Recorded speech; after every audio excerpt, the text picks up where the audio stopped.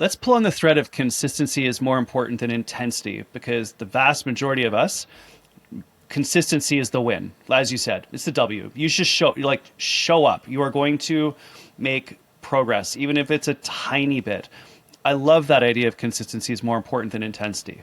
Like I got a level one in CrossFit and these other metrics, like these other approaches when it comes to the gym life, and intensity works for sure, but it's hard to maintain.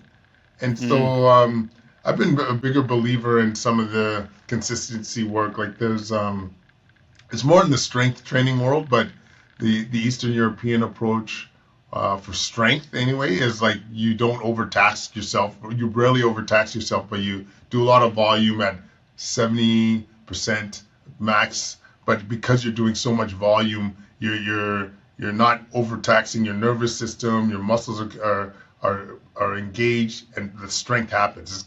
It's like where'd you grow up? I know you're in Toronto, but did you grow? Montreal when I was a kid, Toronto through high school, University of Calgary for swimming during college. Funny, I mentioned swimming more than attending classes, and then back in Toronto, and then some time in BC during the pandemic. But global traveler, 53 countries, Wow. kind of all over the place. But yeah, that's where I'm from. Wow. No, and the reason I ask is like if like I grew up in Alberta and was privy to a lot of farming communities, and a lot farmers were some of the strongest people I knew.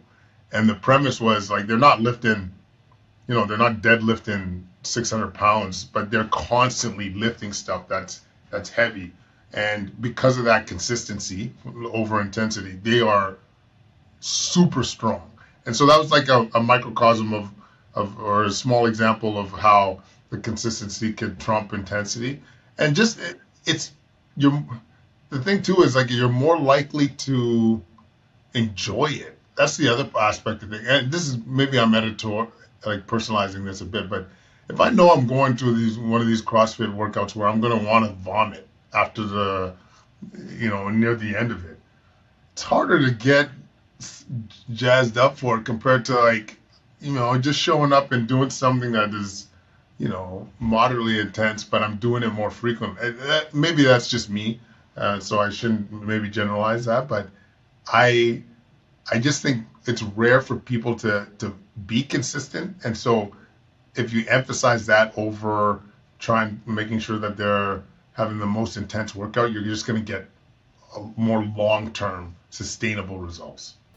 I love it. Let's keep moving through this press method, and I want to talk a little bit about strength because we walking's great, cardio is really important, stretching is critical too, but I think that strength is absolutely essential. We're also learning so much about protein and its importance in health and well-being and managing our or regulating our appetite and satiety. So why is strength so critical to disease prevention, health span, longevity? What specifically role does that play, and why is it something we need to incorporate in our lives? Maybe I'll give a story to kind of exemplify this in my world. So I saw this patient. He's in his mid 70s, avid goer. He goes to the gym 5 days a week, 5:30 in the morning, regular basis. He lets me tell this story, so it's not it's it's okay to bust this out. But he had a cardiac arrest, so he died for a period of time. And luckily, his wife is a nurse and was able to do CPR and buy time until the ambulance came and restarted his heart. And most people at that age that land in ICU post death, post cardiac arrest, their outcomes are very poor. They either don't survive, they come out with severe disability or brain damage, so they're dependent on care, so they'll end up in a long term care facility or nursing home. And the unique thing about this individual, because of his foundation, because he worked out and was strong, he was able to do things that I've never seen. So he was able to walk while on a ventilator, like while he was on life support.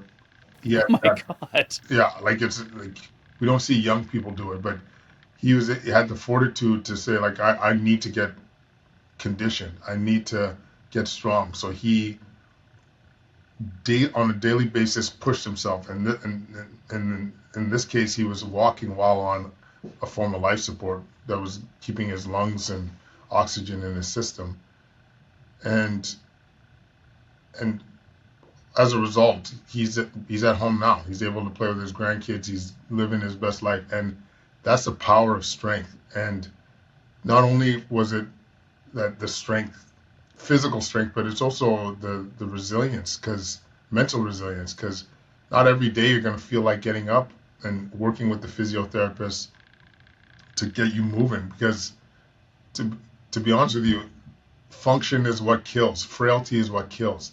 I it's actually hard to die in general, like with all the ventilators, the dialysis machines, and bypass machines. But what it comes down to is quality of life. And if you can't go back to where you once were, or go to a life that you feel is acceptable, this is what the most common reason why people pass away in the ICU. So frailty is a legit killer. And even if you agree to go on the machines as long as you want and all that stuff, frailty is what adds to the complications. Your new infections, clots in the legs, problems breathing. And so this is why strength, especially as we age, is so important. And there's other components to having on not strength, not only strength, but having muscle. Like as an example, your blood sugar regulation is much better as someone that's either pre-diabetic or diabetic. Your you as you because your muscles soak up glucose. They love that. Uh, like and so that's one of the biggest contributors. In fact, and the fact that with the more muscle you burn more calories. Your basal metabolic rate is increased. So I'm a big believer of maintaining strength, putting on lean muscle. And then the other component to this, which I didn't get into in the book, but just as food for thought, because I feel like you're a bit of a nuanced guy, but it's also power, like the ability to move weight quickly. And Yeah. the example I like to give is that if you're 80 years old and you're falling, what you need is that the power to overcome that overcome that fall. So to move your leg quickly to brace yourself. And this is something Right. that diminishes significantly as we age. So so moving weight, not just like I'll take anybody to push weight. Like dude, that's a W. But also thinking about in their mind about the power aspect too, I think is an important one as we age. I distinguish strength and power as just pure physics. Strength being you're exerting force to move an object over a certain distance. Let's say you're lifting weights, you have a barbell or dumbbells or whatever, and you're exerting force on the bar. You are moving it through a certain distance, force times distance. That's strength. Power is doing force times distance over time. The faster that you can do it, the more explosively you can do it, the more powerful that you are. And those are very different. I find those are somewhat different. I find that strength helps us to build that hypertrophy, grow the muscle, whereas the power work is all about muscle and nerve interactions. We're sending signals from the brain down through the spinal cord out into the body to get the muscles to actually move. Those are two different types of training. Let's pull on that thread a little bit and help people understand those a little bit better and what those different styles of training might look like. Like to be honest with you, I haven't emphasized this much in the people I've worked with because that's Well, it may not be possible to do that in the ICU. So we think about but like, even yeah, let's even do in some the jumping realm of jacks, coaching and so right? forth, just because like when people are starting from such a poor baseline, I'm just happy that they're moving their bodies and even introducing moving weight. But the when it comes to power, at least in my own life, like I think about um, just power lifts. So like I'm a big fan of power cleans or hang cleans as an example. I my trainer had me doing this. They call it landmine university, where you do clean and jerks or snatches from a line landmine position, and so that's probably the way I train mostly from a power perspective. It's just a little bit easier on the joints. I feel like it's putting myself less at risk of injury, and it adds a nice cardiovascular component too. But yeah, I personally keep it pretty simple. I like also kettlebell swings for power. Yeah, I love Yeah, like love that's a those. Yeah, they're very great. underrated activity that Yeah. hits all your major muscle groups, and you add that cardiovascular component to it, and it's a power move.